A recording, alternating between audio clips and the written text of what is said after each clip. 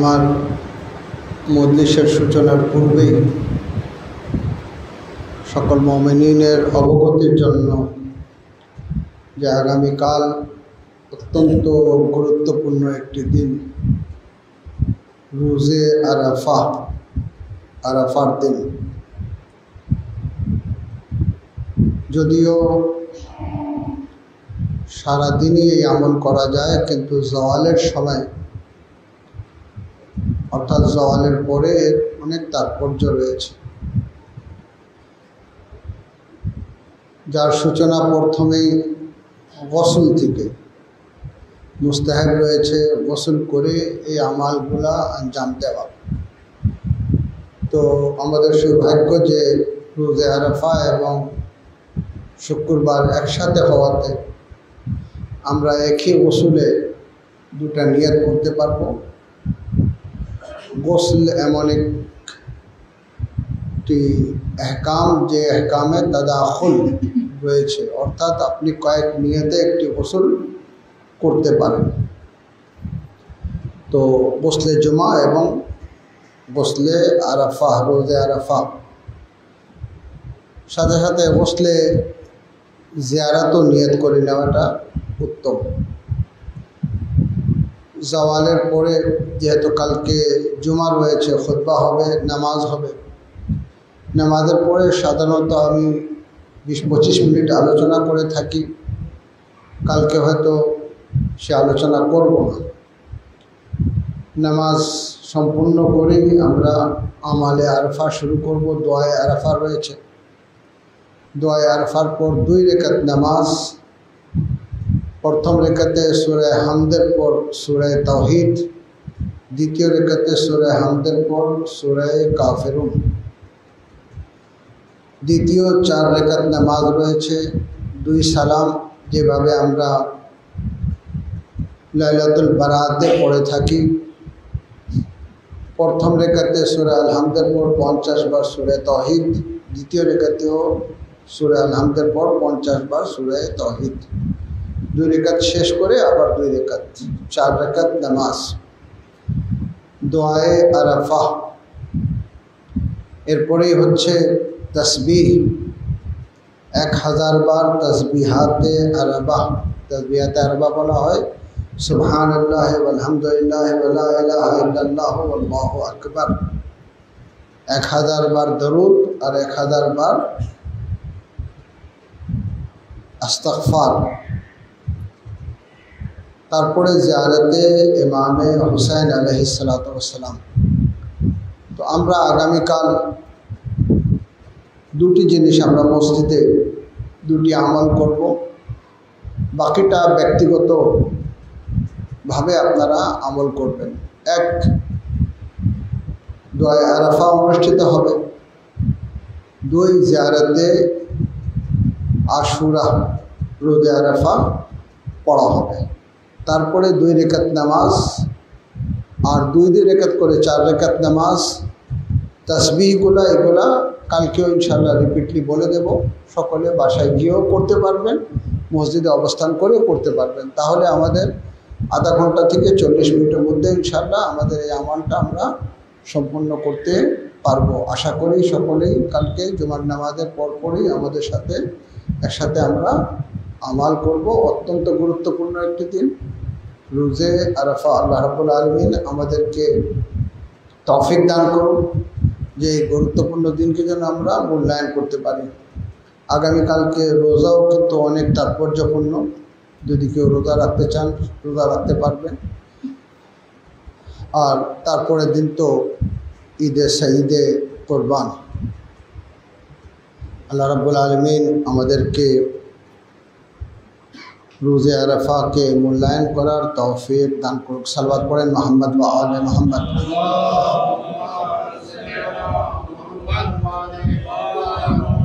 أعوذ بالله السميع العليم من الشيطان اللعين الرجيم. بسم الله الرحمن الرحيم. الحمد لله رب العالمين والعاقبة للمتقين والجنة للموحدين والنار للملحدين. वस्सलातु वस्सलामु अला अशरफिल अंबियाء वल मुरसलीन सय्यदना व नबीना व हबीब क़ुलूबना व तबीब नुफूसना अल्लज़ी सुम्मिया फ़िस समाए अहमद व फ़िल अर्ज़ अबिल क़ासिम मुहम्मद।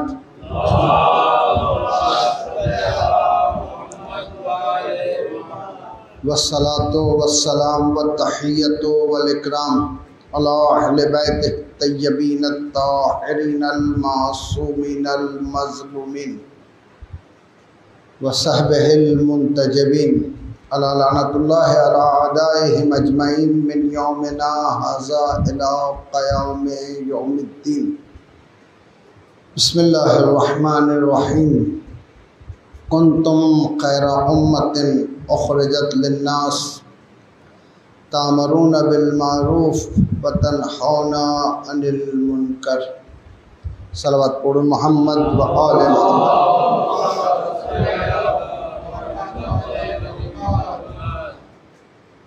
আল্লাহ রাব্বুল আলামিন তাদের প্রশংসায় যারা সৎ কাজের আদেশ প্রদান করেন ও সৎ কাজে বাধা দিয়ে থাকেন, খুবই গুরুত্বপূর্ণ হচ্ছে উখরিজাত লিন্নাস, মানুষকে পথভ্রষ্টতা থেকে বের করেন। আমরা আমাদের আইম্মে আতহার আলাইহিসসালাতু ওয়াসসালামকে মূল্যায়ন করি, ওনাদের সাথে সম্পৃক্ত দিবসগুলোকে অত্যন্ত গুরুত্ব সহকারে দেখে থাকি। তার পিছনে সবচেয়ে বড় রহস্য হচ্ছে এটা যে আমাদের মাসুমিনদের কাছ থেকে যে শিক্ষা আমরা পেয়েছি, সেই শিক্ষা ইনসানে কামিল হওয়া, পরিপূর্ণতা লাভ করা।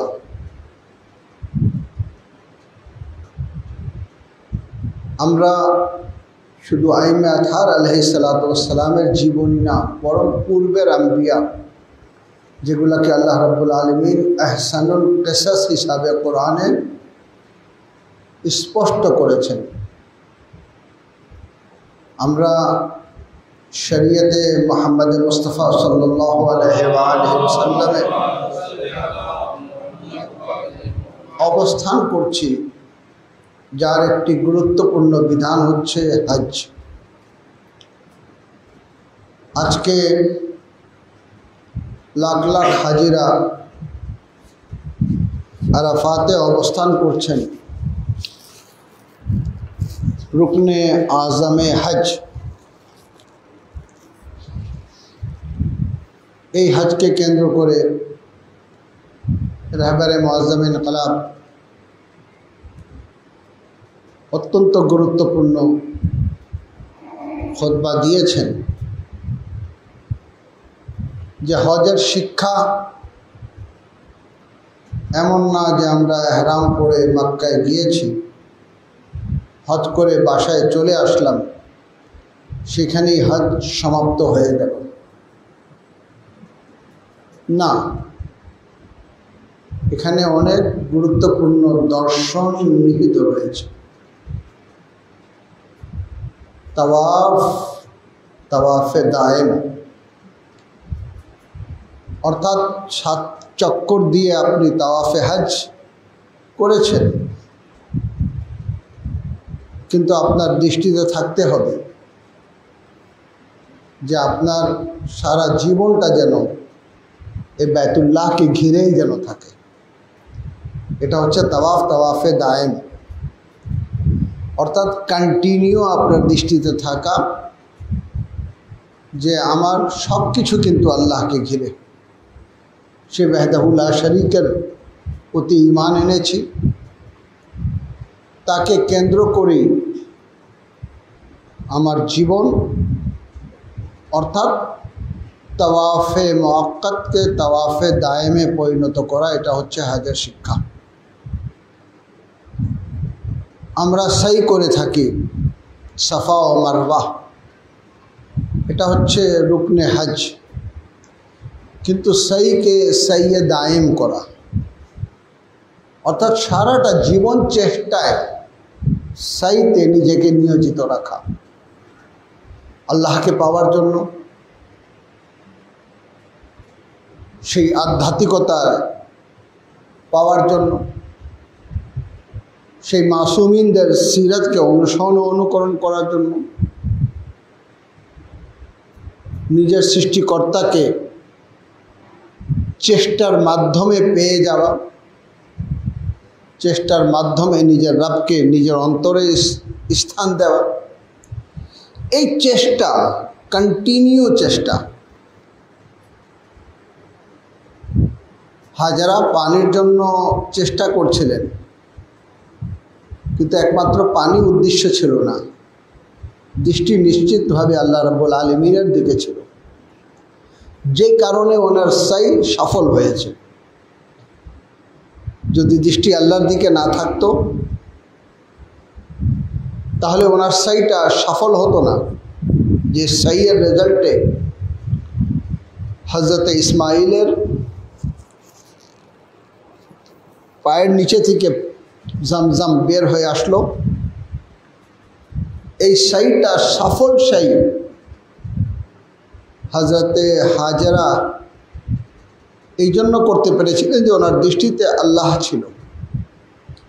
আমরা যদি আনুষ্ঠানিকতা পালন করে সাফা থেকে মারওয়া, মারওয়া থেকে সাফা আমরা চলে আসি, আর দৃষ্টিতে যদি এলাহ না থাকে তাহলে আমাদের সাই ওখানেই থেমে গেল। কিন্তু যদি দৃষ্টিতে এলাহ থাকে তাহলে সাই কিন্তু কন্টিনিউ, সারাটা জীবন, মৃত্যুর আগ পর্যন্ত চেষ্টা যে কীভাবে আল্লাহকে পাওয়া যায়, কিভাবে আল্লাহর দিকে পা বাড়ানো যায়, কিভাবে লব্বাইক আল্লাহুম্মা লব্বাইক। শয়তানকে পাথর মারছেন, একটা সিম্বল, সেই ছোট পাথর দিয়ে শয়তান যে কতটা আঘাত পায় আমাদের জানা আছে। শয়তানকে পাথর মেরে আসলাম, একটা তৃপ্তি পেয়ে গেলাম যে আলহামদুলিল্লাহ, বড় শয়তান, মেজর শয়তান, ছোট শয়তান, রামিউল জামারায়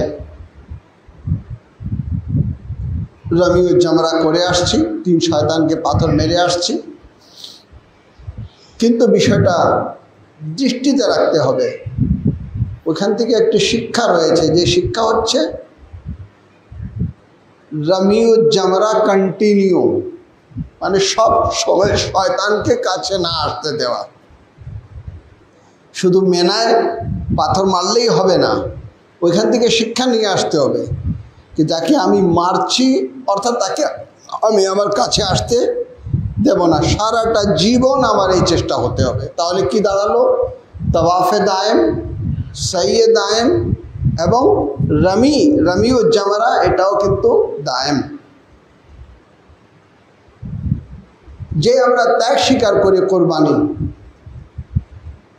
না রক্ত আল্লাহর কাছে পৌঁছায়, না মাংস, না হাড়, কিছুই না, যেটা পৌঁছায় সেটা হচ্ছে তাকওয়া।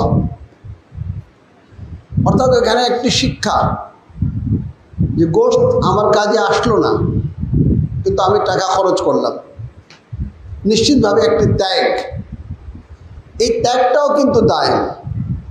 সব সময় নিজেকে প্রস্তুত রাখা, যখনই প্রয়োজন হবে আমি ত্যাগ স্বীকার করতে প্রস্তুত। যে কারণে আল্লাহ রাব্বুল আলামিন বলেছেন, লান তানালুল বিররা হাত্তা তুনফিকু মিম্মা তুহিব্বুন, তোমার কোনো সৎ কাজে আমি গ্রহণ করব না যতক্ষণ পর্যন্ত তুমি তোমার মূল্যবান, প্রিয় আল্লাহর কাছে দান না করো। ত্যাগ, সর্বোচ্চ ত্যাগ। যদি প্রয়োজন হয় নিজে জীবনকে উৎসর্গ করে দেওয়া,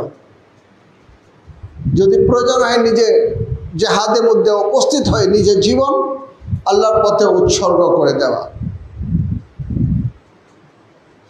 এই ত্যাগের শিক্ষা আমাদের অন্তরের মধ্যে আসতে হবে। আমরা সব কিছুকে দুটি ভাগে ভাগ করে দিয়েছি। একটার সাথে অধিকাংশ মানুষের সম্পর্ক নেই, আর একটার সাথে সম্পর্ক আছে। তাওয়াফ করে হাজি হয়ে যাওয়া এই সম্পর্কটা আছে, কিন্তু তাওয়াফে দায়েমের সাথে কোনো সম্পর্ক নেই।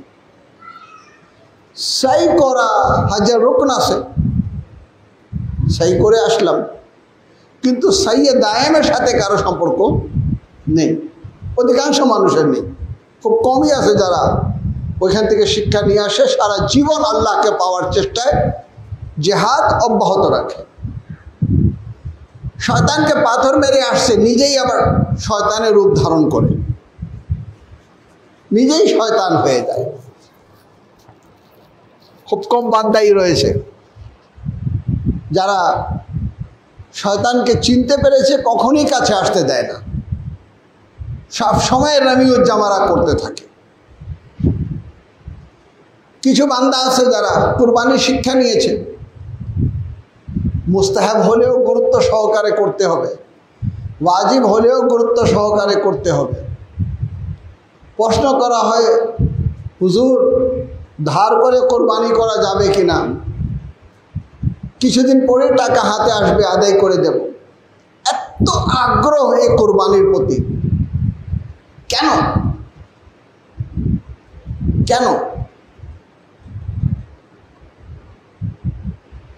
গোশত খাওয়ার জন্য, মেহমানদারি করার জন্য,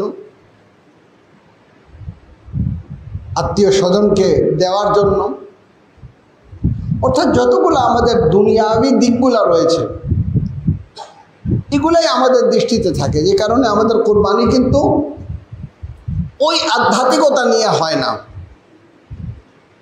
যে আধ্যাত্মিকতা এই কোরবানির মধ্যে রয়েছে। পশু কোরবানি করা, এখন আল্লাহ সমর্থন দিয়েছে, পশু কোরবানি করছি। এই কোরবানিকে কোরবানিয়ে দায়েম যদি দিনের জন্য প্রয়োজন হয়, হাজির। তো একজন কোরবানি করবে, নামাজ পড়বে না, কোরবানি করবে, রোজা রাখবে না, কোরবানি করবে, যাকাত দিতে চাবে না, কোরবানি করবে, খমস দেবে না, তা বোঝা যাচ্ছে যে কোরবানি হচ্ছে তার লোক দেখানো। এই কোরবানি আল্লাহ রাব্বুল আলামিনের কাছে গ্রহণযোগ্য না। কোরবানি মানে ত্যাগ। ত্যাগ অর্থাৎ সামান্য সময় লাগে নামাজের জন্য, তার জন্য প্রস্তুত না। কিছু টাকা পকেট থেকে যাকাত দিতে হয়, তার জন্য প্রস্তুত না।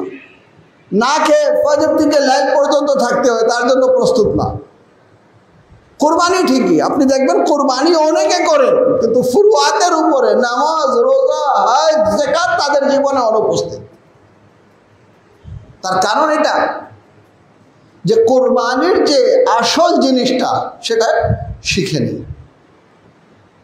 আমি বললাম এটা হচ্ছে কোরবানি জাহের, ওর বাতিন যেটা অধিকাংশ মানুষের মধ্যে নেই, যেটা আধ্যাত্মিকতা নিয়ে আসে। তওয়াফ করি কিন্তু আধ্যাত্মিকতা আসে না, সাই করি আধ্যাত্মিকতা আসে না, কোরবানি করি আধ্যাত্মিকতা আসে না, শয়তানকে পাথর মারি, নিজে শয়তান রূপ ধারণ করি। এ হচ্ছে আমাদের বাস্তব অবস্থা। আইম্মে আতহার আলাইহিস সালাতু ওয়াস সালাম বিপরীত।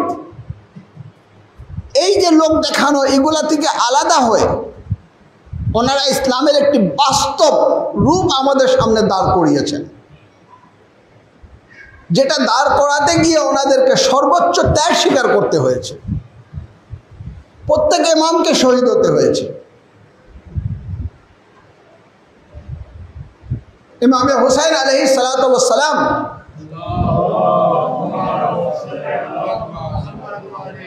অনেক বড় ত্যাগ স্বীকার করলেন। মুসলমানরা এই ত্যাগকে মূল্যায়ন করে না, কিন্তু উম্মতে মুসলিমার মধ্যে এক শ্রেণী আছে, এক শ্রেণীর লোকজন আছে যারা মূল্যায়ন করে। মুহিব্বিনে আহলে বাইত, শিয়ানে আলী ইবনে আবি তালিব, কিন্তু তাদের ক্ষেত্রেও সে দুটার মধ্যে একটা স্পষ্ট রয়েছে, দ্বিতীয়টা অনুপস্থিত। আমরা আজাদারিয়ে সৈয়দ সওদাকে দুটি রূপে আমরা দেখতে পারি। এক, মজলিসে অংশগ্রহণ করা, কন্দন করা সওয়াব নিশ্চিত, এতে কোনো সন্দেহ নেই। কিন্তু ইমামে হুসাইন আলাইহিস সালাতু ওয়াস সালামের এত বড় মহান ত্যাগ, তার উদ্দেশ্য কি এটাই যে মজলিস অনুষ্ঠিত হোক, কন্দন করা হোক, সওয়াব নিয়ে মুমিনরা নিয়ে বাসায় চলে যাক। এটা নিশ্চিতভাবে একজন আযাদার পাবে। মজলিসে অংশগ্রহণ করলে, কন্দন করলে অবশ্যই তারা এর সওয়াবের অধিকার পাবে।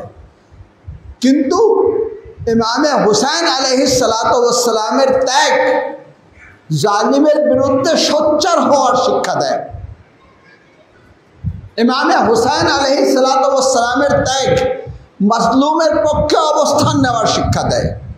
ইমামে হুসাইন আলাইহিস সালাতু ওয়াস সালামের ত্যাগ মুজাহিদ হওয়ার শিক্ষা দেয়। ইমামে হুসাইন আলাইহিস সালাতু ওয়াস সালামের ত্যাগ দিনদার হওয়ার শিক্ষা দেয়। ইমামে হুসাইন আলাইহিস সালাতু ওয়াস সালামের ত্যাগ নিজের জীবনের উপরে দ্বীনকে মূল্যায়ন করার শিক্ষা দেয়। ইমামে হুসাইন আলাইহিস সালাতু ওয়াস সালামের ত্যাগ নিজের সন্তানদের উপরে দ্বীনকে মূল্যায়ন করার শিক্ষা দেয়। ইমামে হুসাইন আলাইহিস সালাতু ওয়াস সালামের ত্যাগ প্রিয়তম বতন ও দেশকে ছেড়ে যদি জীবন উৎসর্গ করতে হয় সেই শিক্ষা দেয়।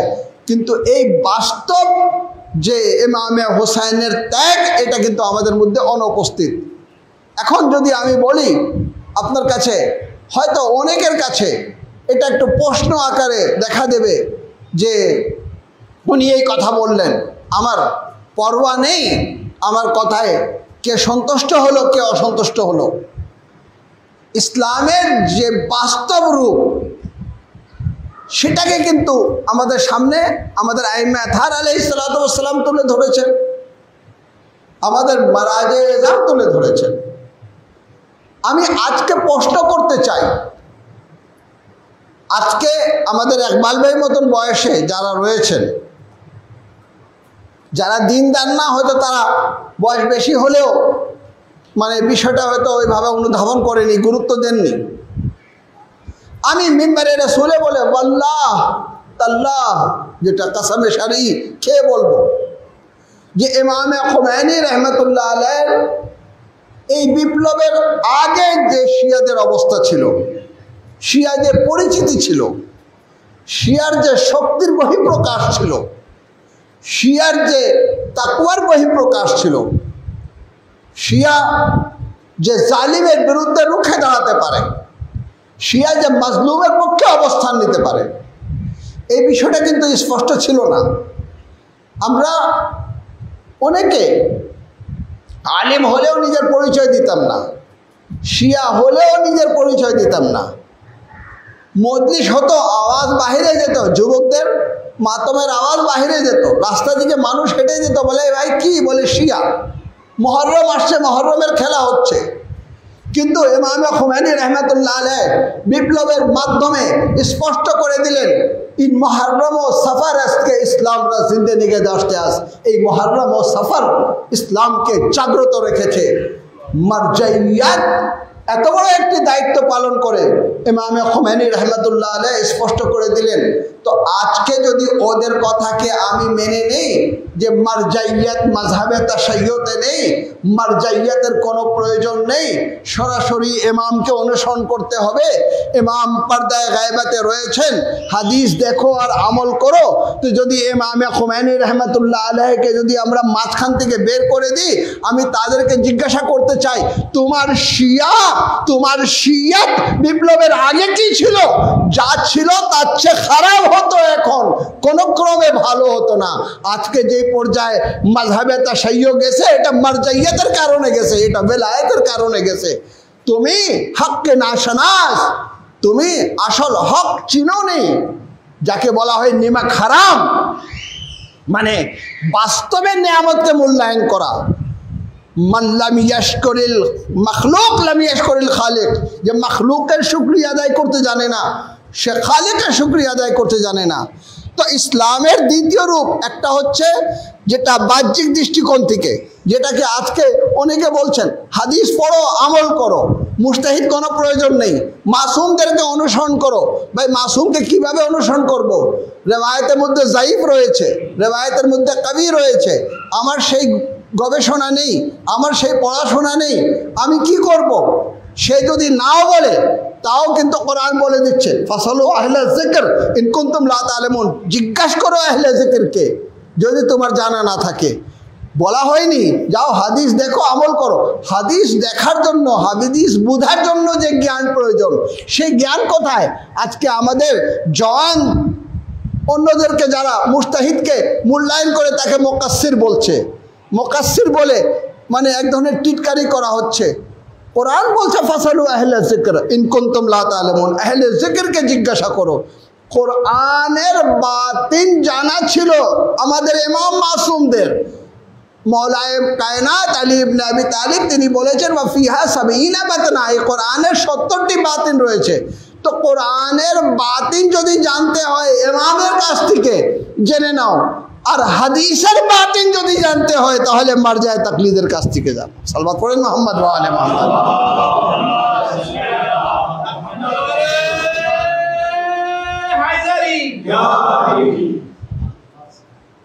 কি রয়েছে? এই হাদিস সহি না হাদিস যায়িফ, হাদিস মুরসাল না হাদিস হাসান, কি করে জানি? আজ আমাদের মাযহাবে না হলে অন্য মাযহাবের কি বলছে? স্পষ্ট ভাষায় বলছে, স্পষ্ট ভাষায় যে অনেকে খুতবায় পড়ছেন আনা মাদিনাতুল ইলম ওয়া আলিয়ুন বাবুহা, কিন্তু এটা কোনো হাদিস না, এটা কোনো হাদিস না। হাদিস, হাদিসে সহি যারা ওই পর্যায়ে জ্ঞান রাখে, যারা ওই পর্যায়ে হাদিসের বাতিনকে জানতে পারে, যারা কওলে মাসুমকে বুঝতে পারে,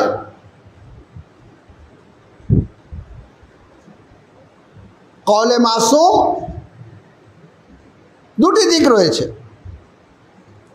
এক হচ্ছে কাতইউদ দালালা, দ্বিতীয় হচ্ছে কাতইউস সনদ। কাতইউদ দালালা এটা আমাদের পক্ষে সম্ভব, ডিকশনারি দেখে এক হাদিসকে অনুবাদ করে নেওয়া, কেন এই হাদিসটা এই অর্থে বর্ণনা করা হয়েছে, কিন্তু এটা কাতইউস সনদ কিনা, সত্যিকার রাসূল বলেছেন কিনা, সত্যিকার ইমাম বলেছেন কিনা, এই জন্য অনেক মানে স্টেপ আমাদেরকে এগিয়ে গিয়ে তারপরে আমাদের জানতে হয় যে হাদিস সঠিক কিনা। আর এই কাজ মারজায়ে তাকলিদ করে থাকেন, সাধারণ মানুষের কাজ না, একজন জওয়ানের কাজ না। আজকে স্লোগান দেওয়া হচ্ছে মারজাইয়াতের প্রয়োজন নেই, যারা মারজাইয়াতকে মূল্যায়ন করছে তারা মুকাসসির, তাদের টিটকারি করা হচ্ছে, তাদের বিরুদ্ধে কথা বলা হচ্ছে। যেখানে আলিম সমাজ গুরুত্বপূর্ণ দায়িত্ব পালন করছে সেই সব জায়গায় এরা কোনো রকম আশ্রয় পাচ্ছে না। কেন? এই জন্য যে আলিমরা সমাজকে শিক্ষিত করছেন, কিন্তু অত্যন্ত দুঃখের বিষয়, পরিতাপের বিষয় যে আমরা কিন্তু এখনো পারিনি এইসব বিষয়গুলোকে অ্যাড্রেস করতে। আমাদেরকে এইসব বিষয়গুলো অ্যাড্রেস করতে হবে যেন আমাদের কোনো যুবক যেন বিভ্রান্ত না হয়ে যায়, সে যেন মারজাইয়াতের বিরুদ্ধে না বলে, সে যেন মুজতাহিদের বিরুদ্ধে কোনো কথা না বলে। মুজতাহিদ কাকে বলা হয়? মুজতাহিদ তাকে বলা হয় যে ব্যক্তি কোরআন ও হাদিস থেকে আহকাম বের করতে পারে। কোনো মুজতাহিদ একটি ফতোয়া দেখাতে পারবেন না যে বলেছে কোরআন ও হাদিস এই হুকুম দিচ্ছে, কিন্তু আমি তা হুকুম দিচ্ছি না, আমি যেটা বলছি এটা হচ্ছে আমার মত, এটা হচ্ছে আমার রায়, এটা আমাকে তুমি মেনে নাও। যেভাবে একজন মুরিদ পীরকে মূল্যায়ন করে আমরা ওইভাবে মারজাইয়াতকে মূল্যায়ন করি না, মারজাইয়াতকে তার ইলমকে মূল্যায়ন করা হয়। মান কানা সাইমান লিনাফসিহি হাফিজান লিদীনিহি মুখালিফান লিহাওয়া মুতিআন লিআমরি মাওলা ফালিল আওয়ামি আন ইউকাল্লিদহু। ইমামের নির্দেশ, ইমাম বলছেন আম্মাল হাওয়াদিসুল ওয়াকিয়া ফারজাউ ইলা রিওয়ায়াতিনা, যদি কোনো নতুন কোনো মসলা তোমার সম্মুখীন হয়, আমার রাবিয়ানে হাদিস, রাবিয়ানে হাদিসকে মুজতাহিদ, এই মসলা আমাদের ইমামের জীবিত অবস্থা থেকে ওনারা সমাধান করে দিয়েছেন। ইমাম হোসেন হাবিব ইবনে মাজাহিরকে কি বলে চিঠি লিখছেন? রাজুলে ফাকিহ বলে চিঠি লিখছেন। আজকে ওনার মাজারের উপরেও লেখা আছে রাজুলে ফাকিহ। কোরআন যে বলছে যে সালাওয়াত পড়েন মুহাম্মদ ওয়া আলে মুহাম্মদ,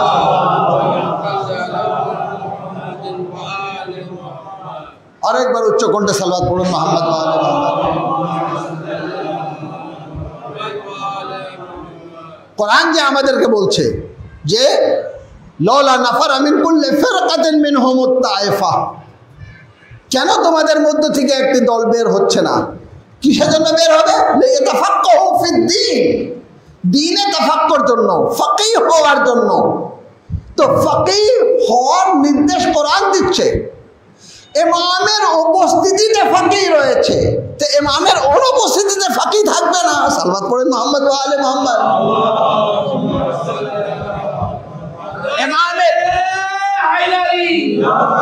ইমামের উপস্থিতিতে ফাকিহ রয়েছে। হাবিব ইবনে মাজাহিরকে ফাকিহ বলে ইমাম স্পষ্ট করে দিচ্ছেন। সাহাবী হওয়া একটি ব্যাপার, বন্ধু হওয়া একটি ব্যাপার, নাসির হওয়া একটি ব্যাপার, ফাকিহ হওয়া আরেকটি ব্যাপার। সালাওয়াত পড়েন মুহাম্মদ ওয়া আলে মুহাম্মদ। হাবিবকে রাজুলে ফাকিহ, জোরারা ফাকিহ ছিলেন, আবান বিন তাগাল্লাব ফাকিহ ছিলেন, মিসামে তাম্মার ফাকিহ ছিলেন,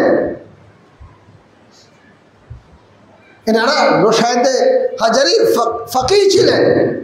ইমামদের জীবনে ইমামরা নিজের সাহাবীকে ফাকিহ তৈরি করেছিলেন। এখন প্রতারণা করার জন্য, একটি যুবককে পথভ্রষ্ট করার জন্য মাসুমকে মেনে নেবা নাকি গায়রে মাসুমকে মেনে নেবা? আশ্চর্য, প্রশ্নটাই ঠিক না। অবশ্যই মাসুমকে মেনে নেব। আর মাসুমের কথা যে গায়রে মাসুম বলবে তাকেও মেনে নেব। কেন? সে তো নিজের কথা বলছে না, সে তো মাসুমের কথা বলছে। মারাজে নিজের কোনো মশলা বলছেন না, যা কোরআন বলেছে তা বলছেন, যা হাদিস বলেছে তা বলছেন। তুমিও মুস্তাহিদ হয়ে যাও, কাউকে তাকলিদ করা লাগবে না। না, আজকে লোকজনকে বোঝানোর জন্য একটি বিষয়ে মাথায় দিয়ে দেওয়া হয়েছে। আরে তোমরা তো মুস্তাহিদ মানো, তাকে মানো যে মাসুম না। আমি তো তার তাকলিদে রয়েছে যিনি মাসুম। ঠিক আছে, সরাসরি ইমামে জামানার তাকলিদে রয়েছে, উনি হচ্ছেন মাসুম। আমরা যে মাসুম না তাকে মানতে পারবো না। তো ইমামে হুসাইন আলাইহিস সালাতু ওয়াস সালাম এই শিক্ষাই আমাদেরকে দিয়েছেন। নিজের ভাই মুসলিম ইবনে আকিলকে কুফা পাঠিয়ে যে দেখি তোমাদের অবস্থা কোথায়, যদি আমার মুসলিমকে না মেনে নাও নিশ্চিত তোমরা আমাকেও মানবা না। তো যারা মানে নেই মুসলিমকে তারা কি বলছিল? এটাই তো বলছিল যে মুসলিম মাসুম না, মুসলিমের হাতে বায়াত করা যাবে না। সালাওয়াত পড়েন মুহাম্মদ ওয়া আলে মুহাম্মদ।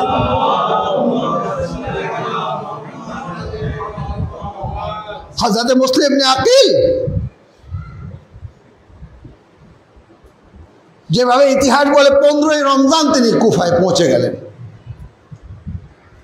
অত্যন্ত গোপনীয়তা রক্ষা করে তিনি ইমামে হুসাইন আলাইহিস সালাতু ওয়াস সালামের ইমামতকে মানুষের কাছে তুলে ধরতেন। যাদের চিঠি ছিল তাদেরকে এক একজনকে খুঁজে খুঁজে বের করতেন, তাদেরকে ডেকে বলতেন তুমি দাওয়াত করেছো ইমামে হুসাইনকে, কতটুকু প্রস্তুত, কতটা নিজেকে প্রস্তুত করেছো। আসতো, কথা শুনতো, বলতো চিঠি লিখেছি ইমামকে, আসছে গায়রে মাসুম। ঠিক আমরা ওই অবস্থা। আর ইজা দিয়েছি মাসুমকে, মূল্যায়ন করবো মারজাইয়তকে না, মারজাইয়ত আমাদের দরকার নেই, আমাদের মাসুম ইমাম দরকার। যারা চিঠি দিয়েছিলেন মুসলিম তাদেরকে ডেকে বলছেন তুমি ইমামকে ডেকেছ? বলে হ্যাঁ, ওনার দূত হিসাবে আমি এসেছি, ওনার পক্ষ থেকে আমি এসেছি। শুনতো, বসতো, পিছনে চলে যেত, যে আবার সমালোচনা করত। সাহাবিয়ে ইমামে হাসানে মুজতবা ছিলেন, সাহাবী ইমামে হুসাইন আলাইহিস সালাতু ওয়াস সালাম ছিলেন। সুলাইমান সুরাদে খাজাই অনেক বড় একটি নাম। কুফায় তাকওয়ার ওনার সাথে কাউকে তুলনা করা যায় না, কুফায় ইলমের সাথে তুলনা করা যায় না। কিন্তু তিনিও একটি প্রশ্ন দেখেছিলেন, মাসুমকে, আসছে গায়রে মাসুম, সরাসরি মাসুমের বায়াত করব, সরাসরি মাসুমকে মেনে নেব। যাই হোক, মুসলিম কিছু এরকম লোকের সম্মুখীন হলেন, আর কিছু যারা ইতিহাস জানতেন, যারা গভীরতায় প্রবেশ করেছিলেন যে মুসলিম ওনার জন্ম কিন্তু ইমামে হুসাইন আলাইহিস সালাতু ওয়াস সালামের উপরে কুরবান হওয়ার জন্য। এই শিক্ষাও কিন্তু আমার মাওলা আলী ইবনে আবি তালিব দিয়েছেন। যখন আকিলকে বলেছিলেন, আকিল আমার বিয়ে এমন এক পরিবারের মধ্যে করো যার থেকে আল্লাহ এমন এক সন্তান দেয় যে সন্তান আমার হুসাইনের কাজে আসে, আমার হুসাইনের উপরে নিজেকে কুরবান করতে পারে। আকিল উম্মুল বানিনের সাথে মওলাই মুত্তাকিন আলী ইবনে আবি তালিব আলাইহিস সালাতু ওয়াস সালামের আদ সম্পূর্ণ করেছিলেন, যার থেকে হযরত আব্বাস আলমবরদার জন্মগ্রহণ করেছিলেন। তো মুসলিম শিখতে পারে, তখন হযরত আকিল শিখতে পারলেন যে মওলা কারবালার জন্য একজন সন্তান চাচ্ছেন, তো কেন না আমিও আমার এক সন্তান কারবালার জন্য নির্ধারণ করে দিই। যারা জানে যে আকিল হযরত মুসলিমকে এই জন্য লালন পালন করেছেন, এই আধ্যাত্মিকতাকে ভালো করে ইমামে হুসাইন আলাইহিস সালাতু ওয়াস সালাম জানতেন বলে মুসলিমকে ডেকে বললেন, মুসলিম কুফায় যাও, কুফার খবর কি তা আমাকে জানাও। আকিল কোথায় শিক্ষা পেলেন যে মুসলিমকে ইমামে হুসাইনের জন্য ওয়াকফ করে দিয়েছেন? যখন দেখলেন যে ওনার ভাই আলী হযরত আব্বাসকে কারবালার জন্য ওয়াকফ করে দিয়েছেন, তো ইমামে হুসাইন আলাইহিস সালাতু ওয়াস সালামের দৃষ্টিতে দুইজন যারা কারবালার জন্য ওয়াকফ হয়ে গেল, এক হলেন হযরত আব্বাস, অপরটি হলেন হযরত মুসলিম। একজনকে নিজের সাথে রাখলেন, একজনকে আগে পাঠিয়ে দিলেন। সাল্লাল্লাহু আলাইহি মুহাম্মদ ওয়া আলে মুহাম্মদ। ইতিহাস আমাদের কাছে বলছে ইমামে হুসাইন আলাইহিস সালাতু ওয়াস সালাম যখন উপস্থিত ছিলেন মদিনায়, ইমামে হুসাইনের কাছে 4টি শক্তি ছিল। যদি পূর্ব, পশ্চিম, উত্তর, দক্ষিণ 4 দিকে যদি 4 জনকে পাঠিয়ে দিতেন, বিজয় অর্জন করে আসতো। এক, নিজে ইমামে মাসুম ইমামে হুসাইন আলাইহিস সালাতু ওয়াস সালাম। প্রত্যেক ইমাম নিজের যুগের সবচেয়ে বেশি শক্তিমান ব্যক্তি হয়ে থাকে, নিজে ইমামে হুসাইন। দ্বিতীয় ব্যক্তি ছিলেন মুহাম্মদে হানাফিয়া, তৃতীয় ব্যক্তি ছিলেন হযরত মুসলিম নাকিব, চতুর্থ ছিলেন হযরত আব্বাস আলমবরদার। ইমামে হুসাইন আলাইহিস সালাতু ওয়াস সালাম কারবালাকে এমনভাবে সাজিয়েছেন যে মুহাম্মদে হানাফিয়াকে বললেন, তুমি মদিনায় থাকো। আব্বাসকে বললেন, আমার সাথে চলো। আর মুসলিমকে দূত হিসাবে আগে পাঠিয়ে দিলেন। কিন্তু মুসলিম এমন অনেকে বায়াত করলো, অনেকে বায়াত করেনি। কেন? তিনি মাসুম না। যাই হোক, যারা বায়াত করলো তাদের সংখ্যা অনেক বেশি। হযরতে মুসলিম কখনো হযরতে মুখতারের বাসায়, কখনো সুলাইমান ইবনে সুরাদে খাজাইর বাসায়, কখনো হানি ইবনে উরওয়ায়ে সাকাফির বাসায়, এইসব কেন্দ্রগুলোকে উনি তবলিগের কেন্দ্র বানিয়ে দিলেন। ইমামে হুসাইনের জন্য শক্তি সঞ্চার করছেন। দেখছেন ইমামের পক্ষে কতগুলো লোক রয়েছে, কিন্তু হায় আফসোস, হায় আফসোস, যে ব্যক্তি গভর্নর ছিল সে যখন খবর পেল মুসলিম কুফায় এসে আহলে বাইতের পক্ষে লোকজনকে তৈরি করছে, সে বলল ঠিক আছে, যতদিন পর্যন্ত আমার দিকে ওনার যুদ্ধ না হয় আমার যুদ্ধে লিপ্ত হওয়া কোনো প্রয়োজন নেই। কিছু কুফাবাসীরা ইয়াজিদকে চিঠি রাখল, কাকে কুফার গভর্নর করিয়েছে। তখন উবাইদুল্লাহ ইবনে জিয়াদকে, যে নিষ্ঠুর ছিল, ওয়ালাদুজ্জানা ছিল, তাকে কুফার গভর্নর করা হলো। যখন সে গভর্নর হলো, বেশ কিছু লোককে প্রকাশ্য হত্যা করা শুরু করলো। যেভাবে এক সময় আতঙ্ক সৃষ্টি করেছিল সাদ্দাম হুসাইন ইরাকে, যে কোনো শিয়া কোন রকম অ্যাক্টিভিটিস করলে তাকে প্রকাশ্য হত্যা করত, এবং সেগুলা জুলম করতে করতে এমন এক পর্যায়ে যে নিজে ইমামে হুসাইন আলাইহিস সালাতু ওয়াস সালামের রওজায়ে মুবারাকে অনেক গুলির চিহ্ন রয়েছে। আমি নিজে জিয়ারতে গিয়েছি, অনেক জায়গায় ফ্রেম করে ওই জায়গাগুলোকে রেখে দেওয়া হয়েছে। কে সরাসরি সাদ্দামের বাহিনী কিন্তু মাজারের উপরে গুলি করেছে। আমি নিজে সাদ্দামের সময় যখন ইরাকে গিয়েছি, তো 40 দিন অনেক লোক, রাস্তায় কোনো জায়গা ছিল না, কিন্তু সকলে কিন্তু শুধু জিয়ারত করতো, কেউ মাতম করতো না। আমরা হোটেলের ভিতরে আওয়াজ যেন বাহিরে না যায়, আস্তে আস্তে মাতম করে আমরা মজলিস করতাম। কিসের ভয় ভাই? সাদ্দামের ভয়। লাখ লাখ মুমিনিন রয়েছে, কিন্তু ভয় করতেছেন কার? সাদ্দামের। কেন সাদ্দামের ভয়? সাদ্দাম প্রকাশ্য মানুষকে হত্যা করা শুরু করলো, প্রকাশ্য। সে তো বলতো যে কি ইবনে জাহরা, ইবনে ফালা, আখের ফালা, এই ধরনের নাম তোমরা রেখে পর্দার আড়ালে থাকতে চাও, যদি পুরুষ হও আমার সামনে আসো। সে মালুন এইভাবে শিয়াদের চ্যালেঞ্জ করত। কিভাবে আমাদের মারাজে জীবন দিয়েছেন, বাকর সাদর জীবন দিয়েছেন, অনেকে জীবন দিয়েছেন। তো এরকম একটা পরিবেশ তৈরি হলে কিন্তু মানুষ আতঙ্কিত হয়ে যায়। সে আতঙ্কের মধ্যে হকের পক্ষে অবস্থান নেওয়া কঠিন হয়ে যায়। কুফার অবস্থা ঠিক একই হয়েছে। ইবনে জিয়াদ আসার পর ইবনে জিয়াদ যখন মুহিব্বিনে আহলে বাইতকে হত্যা করা শুরু করলো, যে হাজার হাজার হযরতে মুসলিমের পক্ষে ছিল যারা ইবনে জিয়াদের মানে বিরুদ্ধে যদি দাঁড়িয়ে যেত, ইবনে জিয়াদের ক্ষমতা ছিল না টিকে থাকা, একদিনও টিকে থাকতে পারতো না। আমাদের দর্শনই হচ্ছে জালিমের বিরুদ্ধে রুখে দাঁড়ানো, মাজলুমের পক্ষে অবস্থান নেওয়া।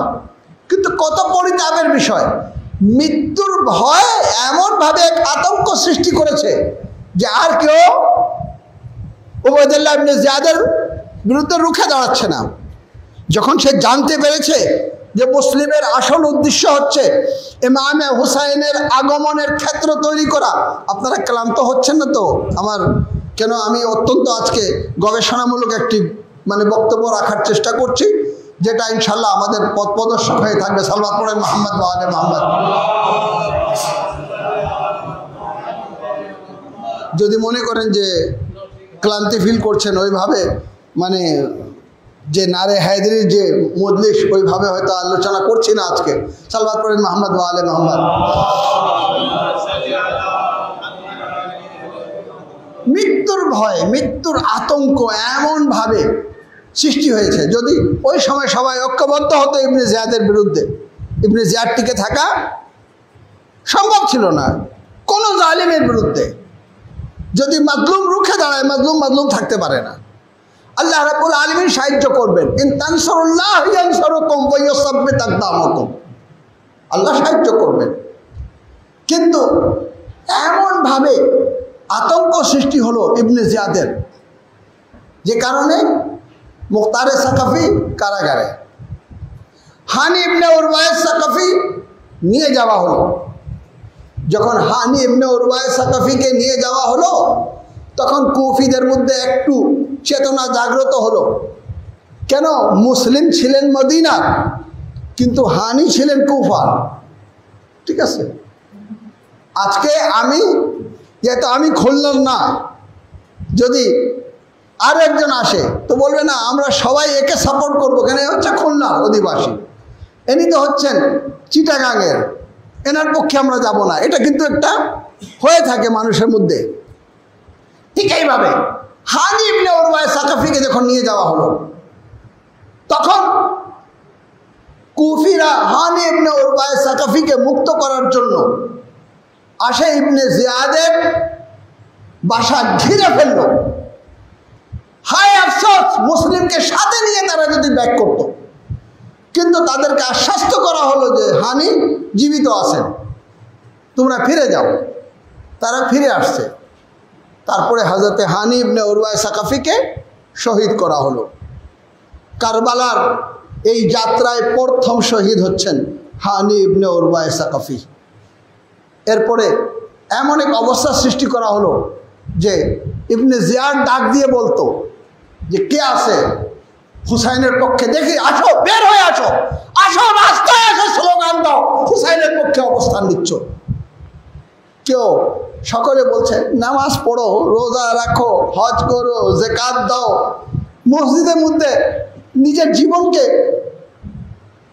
হুমকি সম্মুখীন করা কি দরকার, জিহাদে যাওয়া কি দরকার, ইবনে জিয়াদের তলোয়ারের সম্মুখীন হওয়া কি দরকার। ইবনে জিয়াদ দেখলো যে আমি যখন বলছি কারা আছে হুসাইনের পক্ষে বের হয়ে আসো, কেউ বের হচ্ছে না। সে কি করলো? সে জানতো ইমাম হুসাইন পাগড়ি কিভাবে পরতেন, আমামা কিভাবে পরতেন, পোশাক কিভাবে পরতেন, আবা কিভাবে গায়ে দিতেন। সে সুন্দর করে পাগড়ি পরে, আবা পরে, মুখ ঢেকে তার লোকজনকে দিয়ে বলল যে আমি কুফার এক রাস্তা দিয়ে প্রবেশ করব, তোমরা আগে থেকে স্লোগান দেবা যে আলহামদুলিল্লাহ হুসাইন এসেছেন, হুসাইন এসেছেন, আমরা সবাই হুসাইনি, আমরা সবাই হুসাইনি বলে তোমরা স্লোগান দেবা। কিছু লোককে তৈরি করে দিল। উবাইদুল্লাহ ইবনে জিয়াদ কুফার এক কোণা দিয়ে শহরে প্রবেশ করছে আর নারে তাকবীর আল্লাহু আকবার, নারে তাকবীর আল্লাহু আকবার, আমরা সকলে হুসাইনি, আমরা সকলে হুসাইনি, লাব্বাইকা ইয়া হুসাইন, লাব্বাইকা ইয়া হুসাইন বলা শুরু করলো। কারা বলছো? তারা যারা ইয়াজিদের পক্ষে ছিল, যারা ইবনে জিয়াদের পক্ষে ছিল। এই স্লোগান দিয়ে তারা কিন্তু ওই সকল হুসাইনি আকীদার লোকগুলাকে বের করে ফেললো। যখনই বের হলো তখন ইবনে জিয়াদ তাদেরকে বলল সবাইকে দৃষ্টিতে রাখো, কারা এখানে বেশি স্লোগান দিচ্ছে, বেশি আত্মপ্রকাশ করছে, সবাইকে দৃষ্টিতে রাখো। দৃষ্টিতে রাখার পর শুরু হলো এক একজনকে ধরে ধরে কারাগারে ঢোকানো, এক একজনকে শহীদ করা। এমন এক অবস্থা সৃষ্টি হলো যে হযরতে মুসলিম ইবনে আকিল দেখছেন যে আমি তো চিঠি লিখে দিয়েছি আমার ইমামকে, মাওলা কুফায় হাজার হাজার মানুষ আপনার পক্ষে আছে। এখন পর্যন্ত আমি গণনা করেছি 18,000 মুমিন আমার হাতে বায়াত করেছেন। আল্লাহু আকবার। যখন হযরতে মুসলিম ইবনে আকিলকে বলা হলো মুসলিম কোথায় রয়েছেন, আত্মসম্পন্ন করেন, হযরতে মুসলিম তখন খুঁজছিলেন কোন একটি জায়গা যেন পেয়ে যান, যেন ইমামে হোসেনকে চিঠি লিখতে পারেন যে মাওলা কুফায় আসবেন না, কুফি লা ইউফি, কুফা থেকে কোনো ওয়াফার কোনো সম্ভাবনা নেই, এরা মাওলা আপনার পাশে থাকবে না। কিন্তু সে সময় পাচ্ছিলেন না। এক পর্যায়ে মসজিদ ঘিরে ফেলা হলো। আল্লাহু আকবার। তখন এমন এক অবস্থা হয়েছে যে বউ আসে স্বামীকে নিয়ে যাচ্ছে, মা আসে ছেলেকে নিয়ে যাচ্ছে। জহর সমাপ্ত হলো, আসরে ইমামের এই দূত, এই সফিরে ইমামে হোসেন নিজেকে মাজলুম ভাবা শুরু করলেন। আল্লাহু আকবার। দেখলেন সামান্য হাতে গোনা কয়েকজন রয়ে গেছে, তাদেরকে নিয়ে মসজিদ থেকে বের হলেন। একটি যুদ্ধ সূচনা হলো, যুদ্ধ হলো মুসলিমের সাথে। মুসলিম যুদ্ধ করতে করতে একটি তলোয়ার মুখের উপরে পড়েছিল। আল্লাহু আকবার। ঠোঁট পর্যন্ত কেটে গিয়েছিল হযরত মুসলিমের, পুরো শরীর রক্তাক্ত অবস্থায় ছিল। কিন্তু যখন তলোয়ার দিয়ে ইয়াজিদি বাহিনীদেরকে আক্রমণ করছিলেন তখন তারা পালাচ্ছিল। এক পর্যায়ে মুসলিম সেখান থেকে বের হতে পেরেছেন। বের হয়েছেন এই জন্য না যে নিজের জীবন কোনোভাবে উদ্ধার করেন, শুধু এই জন্য যে একটু সময় পেয়ে যায়, একটা দুধ পেয়ে যায়, একটা কাসিদ পেয়ে যায়, যেন হুসাইনকে চিঠি লিখতে পারি মাওলা কুফায় আসবেন না। আজাদারও রাত্রে সফর করা শুরু করলেন, তৃষ্ণার্ত হয়ে গেলেন। কুফায় হযরতে মুসলিম, আল্লাহু আকবার, ইমামের ভাই আজকে পিপাসিত অবস্থায় আজাদারও এক বাসার কাছে গিয়ে দাঁড়িয়ে গেলেন। দরজা নক করলেন। ওই বাসায় এক মোমেনার ছিল। মোমেনা বের হলো, বললেন কি ব্যাপার, আপনি কোথা থেকে আসছেন, আপনার পুরো শরীর রক্তাক্ত রয়েছে। তিনি বললেন আমার পরিচয় জিজ্ঞাসা করো না, আমি তৃষ্ণার্ত রয়েছি, আমাকে কিছু পানি খেতে দাও। আল্লাহ আল্লাহ, কিছু পানি খেতে দিয়েছিলেন। সেই পানি হযরত মুসলিম যখন পান করতে চেয়েছেন তখন এক ফোঁটা রক্ত পানির মধ্যে পড়ে গেল। পানিকে তিনি ফেলে দিলেন। ফেলে দেওয়ার পর বাটিটা ফিরিয়ে দিয়ে ওই বাসার পাশেই বসে গেলেন। চিন্তা করতে থাকলেন মুসলিম যাবে তো কোথায় যাবে। আরে সেই মুমিনা চিন্তা করলো যে একটা মাজলুম ব্যক্তিকে পানি খেতে দিলাম, পানিও খেতে পারলো না, দেখি কোথায় গেছে। বের হয়ে দেখে তো কি দেখে পাশে বসে আছে। জিজ্ঞেস করলো যে তুমি তো তোমার পরিচয় দাওনি আর তুমি এখানে বসে আছো। আরে এখন সময় খুব খারাপ যাচ্ছে, আরে আপনি আপনার পরিচয় দেন, কোথায় থেকে আসছেন, কোথায় যাচ্ছেন। তখন বললেন আমাকে চিনবা, আমি মুসলিম ইবনে আকিল হুসাইনের দুধ হয়ে কুফায় এসেছি। আজাদ আরো তো শোনার পর বললেন আরে আমি তো হুসাইনের খাদেমা, হুসাইনের বাসায় খিদমত করেছি। আকা বাইরে কেন, ভিতরে চলে আসেন। আজাদ আরো মুসলিমে চলে আসলেন তোমার বাসায়, কিন্তু তোমার দুটি সন্তান, দুটি মুনাফিক ছিল। এরা যখন জানতে পারলো মুসলিম আমার এখানে আশ্রয় নিয়েছে, খুব শীঘ্রই তারা চেষ্টা করলো যে ইবনে জিয়াদকে খবর দি, আর খবর দিয়ে দিল। আজাদ আরো কিছুক্ষণের মধ্যে ইবনে জিয়াদের 70 জন সৈনিক আসে, তোর বাসাকে ঘিরে ফেললো। যখন ঘোড়ার টাপের আওয়াজ শুনতে পেয়েছেন মুসলিম একবার বের হয়ে আসলেন, তলোয়ার নিয়ে আপদিকে বের করলেন, যুদ্ধ শুরু করলেন। আল্লাহ আল্লাহ, তখন তারা উবাইদুল্লাহ ইবনে জিয়াদকে বলল যে সৈন্য যথেষ্ট না, আরো সৈন্য পাঠাও। বলে কি হলো, এক মুসলিমের সাথে তোমরা পারছো না কেন? তোমরা যুদ্ধের রামিশ, তোমরা যুদ্ধের নিয়ম পরিবর্তন করো। তলোয়ার নিয়ে মুসলিমের সাথে যুদ্ধ করা যাবে না। বলে কি করতে হবে? বলে মুসলিমকে পাথর দিয়ে আঘাত করো।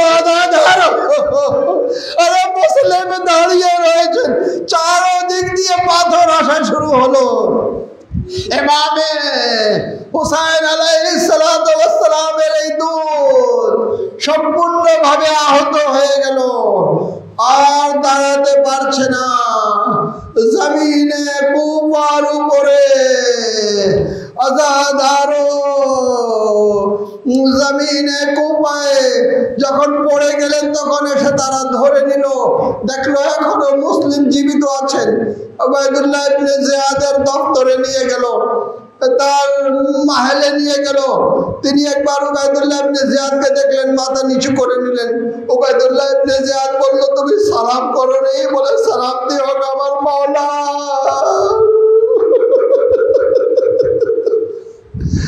তিনি এখন মক্কায় রয়েছে, সালাম হবো না। আজাদ আরো বলল মুসলিম সালাম করো না করো তোমাকে হত্যা করা হবে। মুসলিম কন্দন করছিলেন, বলে মুসলিম বনি হাশিম তো মৃত্যুকে ভয় পায় না, তুমি ভয় পাচ্ছ কেন? বলে না আমি ভয় পাইনি, আমার 3টি ওসিয়ত রয়েছে।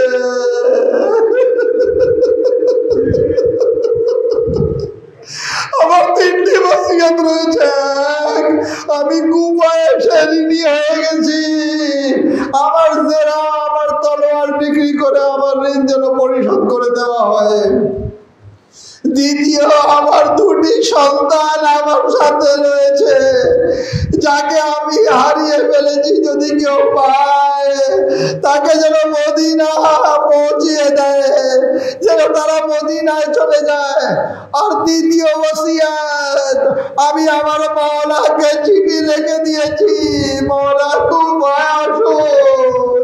আরে কেউ চিঠি রেখে যেন ইমামকে নিষেধ করে দেয় যে ইমাম কুফায় আসবেন না। আযাদারো উবাইদুল্লাহ ইবনে জিয়াদ বলল তোমার একটি ওসিয়ত গ্রহণ করা হবে, সেটা হচ্ছে তোমার ঋণ পরিশোধ করা হবে তোমার জেরা দিয়ে, আর কোনো ওসিয়ত তোমার পূরণ করা হবে না। আল্লাহ আল্লাহ মুসলিম নিজে শুনতে পেলেন তার দুই ছোট্ট ছোট্ট শিশুকে জবাই করা হবে। ইন্না লিল্লাহি ওয়া ইন্না ইলাইহি রাজিউন, ইন্না লিল্লাহি ওয়া ইন্না ইলাইহি রাজিউন, ইন্না লিল্লাহি ওয়া ইন্না ইলাইহি রাজিউন। আযাদারও প্রথমবার নিজের এক সন্তানের জন্য ইন্না লিল্লাহ, দ্বিতীয়বার দ্বিতীয় সন্তানের জন্য, তারপরে ইমাম হুসাইনের জন্য ইন্না লিল্লাহ। আল্লাহু আকবার। দারুল আমারাত নিয়ে যাওয়া হলো, হযরত মুসলিমকে জবাই করে লাশ দারুল আমারাত থেকে নিচে ফেলে দেওয়া হলো। আল্লাহ আল্লাহ।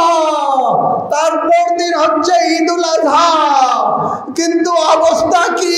অবস্থা হচ্ছে এটা যে ইমামে আলী মুকাম 8 জিলহিজ মক্কা থেকে বের হয়ে এমন এক জায়গায় চলে আসছেন যেখান থেকে কুফার রাস্তা শুরু হয়, কুফার দিকে যাওয়ার রাস্তা। একবার সেখানে তাবু দিয়ে কিছু বিশ্রাম করা শুরু করলেন। হযরত আব্বাসকে বললেন, দেখো কুফা থেকে যদি কেউ আসে তার দিকে খবর নাও যে আমার ভাই মুসলিম আকিলের কি অবস্থা। আযাদারো হযরত আব্বাস দেখলেন তো কি দেখলেন, দুইজন কুফার দিক দিয়ে আসতেছে। একবার হযরত আব্বাস গিয়ে সালাম দিয়ে জিজ্ঞাসা করলেন, আপনারা কুফা থেকে এসেছেন? বলে হ্যাঁ কুফা থেকে এসেছি। বলে তাহলে হযরত মুসলিম আকিল কি অবস্থায় আছেন? বলে আপনাকে বলবো না, আপনার আকাকে বলবো, চলেন আপনার আকার কাছে দিয়ে। হযরত আব্বাস ওনাদেরকে নিয়ে আসলেন। যখন নিয়ে আসলেন তো তারা বললেন, আকা আপনার সাথে একা কথা বলতে চায়। বলে না, একা না, সবার সামনে বলো। এখানে কেউই এরকম না যার দিকে আমি কোনো কিছু গোপন করবো। আমরা মৃত্যুর দিকে এগিয়ে যাচ্ছি, বলো কি বলতে চাও? আরে তারা মাথা থেকে আমার নামিয়ে বললো, বললো ইন্না লিল্লাহি ওয়া ইন্না ইলাইহি রাজিউন। যখন আমরা কুফা থেকে বের হয়েছি, মুসলিমের পায়ে দড়ি বেঁধে লাশ কুফায় ঘোরানো হচ্ছে। আজরকুম আল্লাহ ইমাম হুসাইন আলাইহিস সালাতু ওয়াস সালাম, ইন্না লিল্লাহি ওয়া ইন্না ইলাইহি রাজিউন, রিজান বিকাযাইহি ওয়া তাসলিমান লিআমরিহি। এরপরে মুসলিমের ভাই মুসলিম ইবনে আকিলের যে আত্মীয় স্বজন হযরত আকিলের পরিবার থেকে তাদের সকলকে ডাকলেন। তোমরা তো শুনেছো কুফায় মুসলিমকে শহীদ করে দেওয়া হলো, এবার তোমরা কি চাও? বলে মওলা আমরা কুফার দিকে অগ্রসর হচ্ছি, অগ্রসর হতে থাকবো। এই যুদ্ধ এখানেই থেমে থাকবে না, না হয় আমরা আমাদের মুসলিমের বদলা নেব, না হয় নিজে যাবেন শাহাদাত। আল্লাহ আল্লাহ। ইমামে হুসাইন নিশ্চিত হয়ে গেলেন। একবার তাবুতে গেলেন, হযরত যায়েনবে কুবরা সাল্লাল্লাহু আলাইহা কাঁদছিলেন, ওনাকে সান্ত্বনা দিলেন। ইয়াতীমায়ে মুসলিমকে একবার বললেন, কোথায় আছে ইয়াতীমায়ে মুসলিমকে ডাকো, নিয়ে আসো আমার কাছে। আরে ছোট্ট একটি মেয়ে একা আসেনি, সাথে করে সাকিনাকে নিয়ে আসছে। কিন্তু আজ হুসাইন সাকিনাকে আদর না করে ইয়াতীমায়ে মুসলিমকে আদর করা শুরু করলেন। আরে ইয়াতীমায়ে মুসলিম যেহেতু বানি হাশিম দিকে ছিল, বুঝতে পেরেছে। বললেন, চাচা যেভাবে আপনি আদর করছেন মনে হচ্ছে কোন ইয়াতীমের আদর করছেন কি আমি ইয়াতীম হয়ে গেছি, আমার বাবা মারা গেছে। আযাদারো একবার হুসাইন বলেছিলেন, ইন্না লিল্লাহি ওয়া ইন্না ইলাইহি রাজিউন। হ্যাঁ তোমার বাবার দুনিয়াতে নেই। আজরকুম আল্লাহ, আজরকুম আল্লাহ। আযাদারো আসরে আশুর যখন সাকিনা দুর্রাগে আহত হয়ে যখন ফিরে আসলো, ইয়াতীমায়ে মুসলিমকে বলল, আরে তুমি তো ভাগ্যবান ছিলা, তোমার বাবা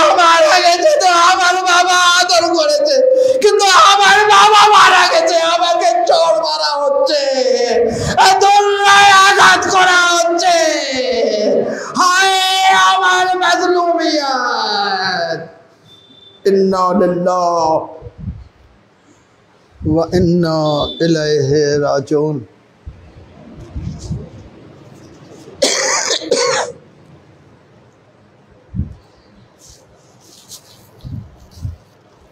मातम हुसैन।